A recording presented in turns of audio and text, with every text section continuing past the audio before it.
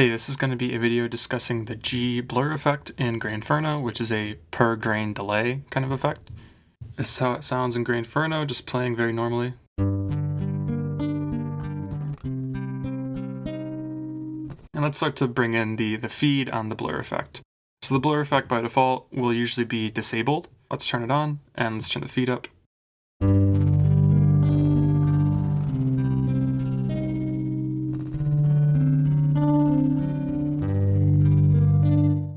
Okay, so we already have a cool kind of delay effect with some just distortion just from all the feedback and the dry signal kind of overlapping and distorting within the grains. I start to introduce some warp, we have an even crazier sound.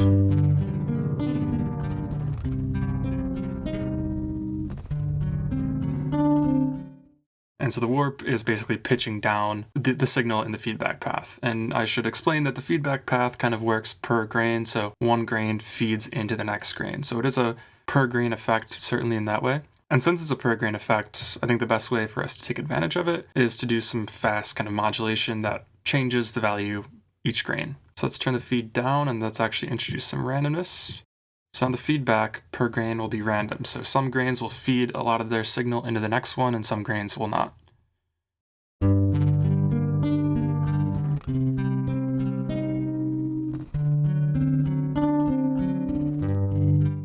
And it's not super noticeable, so let's actually put the randomness on the pan. Putting randomness on the pan allows you to hear the distinct grains a lot better.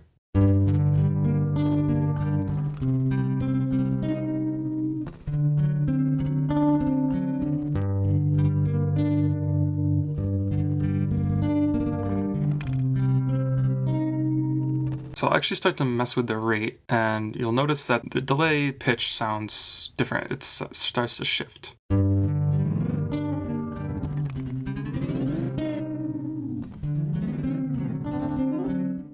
This is because this feedback path works a lot like a typical delay, where if you start to modulate the time of the delay, you are messing with the pitch. So we could, for example, randomize the rate per grain. And so now that means each grain is going to have a different rate, which is also going to be a different pitch effect with the delay path.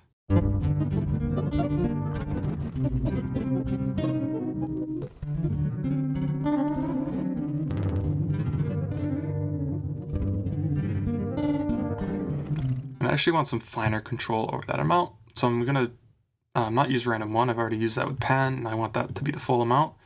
But I actually want a very low amount, and I'll also have a low amount here for the randomness. And so now we'll have a very subtle kind of delay feedback time pitch effect.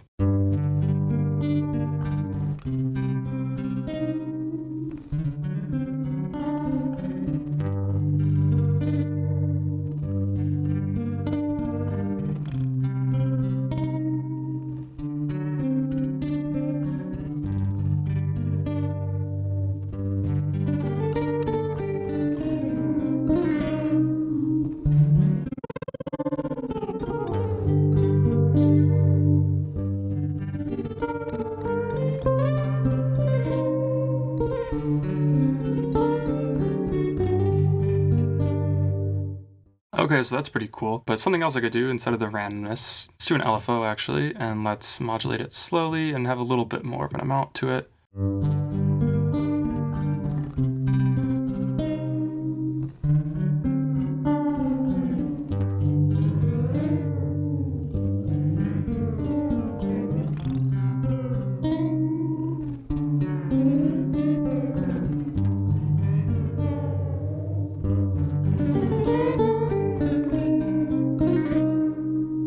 Okay, so that's sounding pretty cool. Let's actually, with the pan, let's make this a grain synced LFO. And so this will allow us to have a more deterministic kind of pattern here.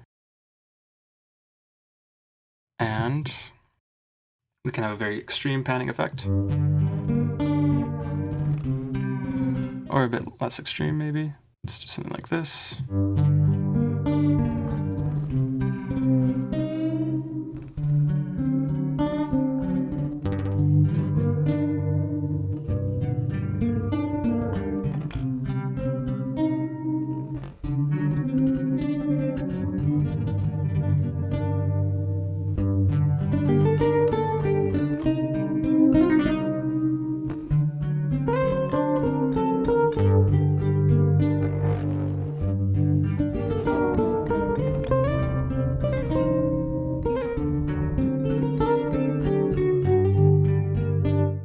Hey, and I'm back now with a different sample. So I have this sample loaded up.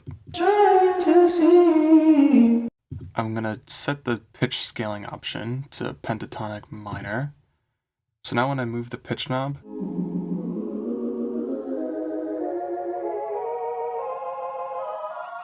it will lock to the notes of the pentatonic minor scale. And the nice thing about the scaling option is that locking, that kind of quantization, will also apply to modulators. So I can link some randomness to it, and now we'll get random notes in the pentatonic minor scale.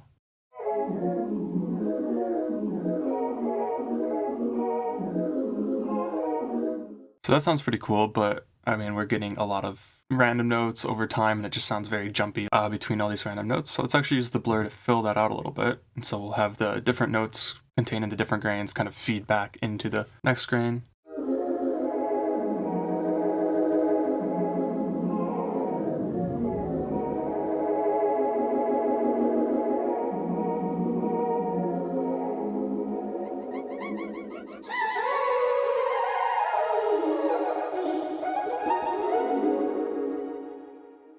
So now let's look at the last thing with the blur, which is the violent mode.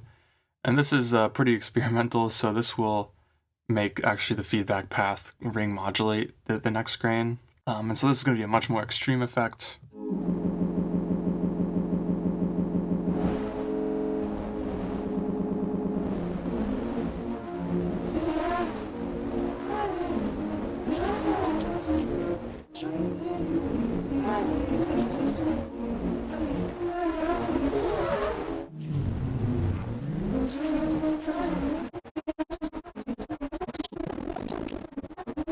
That can definitely be used to make some like distorted basses or whatever else you can think of. That's definitely the much more experimental mode. But yeah, that was a pretty good overview of the different things you can do with the G blur effect in Grainferno.